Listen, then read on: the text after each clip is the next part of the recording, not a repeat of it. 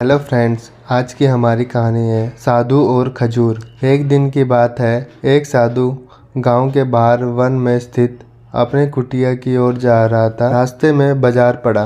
बाजार से गुजरते हुए साधु की दृष्टि एक दुकान में रखी ढेर सारी टोकरियों पर पड़ी। उसमें खजूर रखे हुए थे। खजूर देखकर साधु का मन ललचा गया। उसके मन में खजूर खाने की इच्छा जाग उठी, किंतु उस समय उसके पास पैसे नहीं थे। उसने अपनी इच्छा पर नियंत्रण रखा और कुटिया चला आया। कुटिया पहुंचने के बाद खजूर का विचार साधु के मन से नहीं निकल पाया।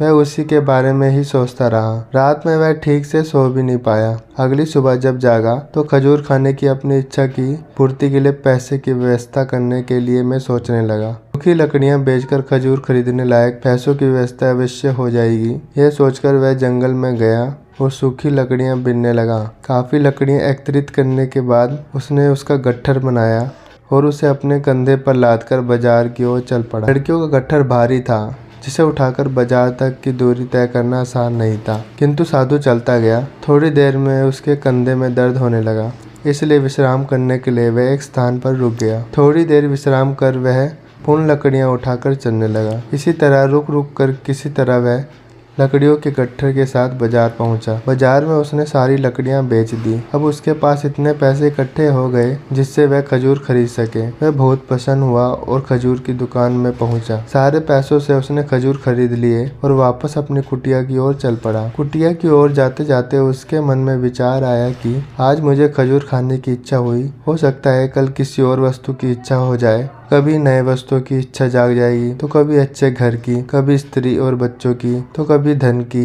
मैं तो साधु व्यक्ति हूँ, इस तरह से तो मैं इच्छाओं का दास बन जाऊंगा।